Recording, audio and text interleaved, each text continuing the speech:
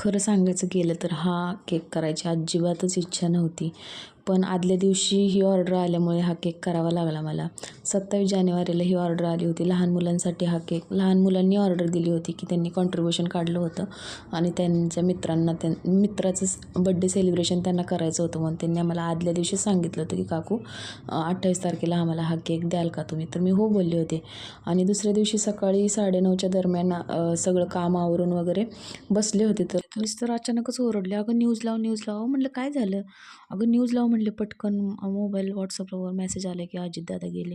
हे ऐकल्यानंतर खूप मोठा धक्का बसला. मी यांच्यावरच ओरडले, होऊच शकत नाही, शक्यच नाही म्हटलं, अफवा असेल म्हटलं. ते म्हटले न्यूज लाव आधी आपण बघू काय झालं ते. न्यूज लावली तर प्रत्येक चॅनलवर तीच बातमी येत होती की प्लेन क्रॅशमध्ये अजितदादांसह 5 जणांचा मृत्यू म्हणून. मनाला सुन्न करून टाकणारी अशी ही बातमी सकाळी ऐकली आणि काहीच करायची इच्छा होत नव्हती. अक्षरशः हा केक मी संध्याकाळी 5 वाजता करायला घेतला. अजिबातच काहीच करायची इच्छा होतच नव्हती मला.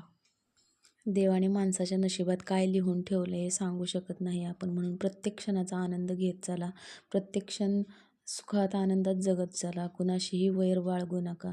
कारण आपण मेल्यानंतर आपल्यासोबत आपला चांगुलपणाच येणार आहे, ना की संपत्ती येणार.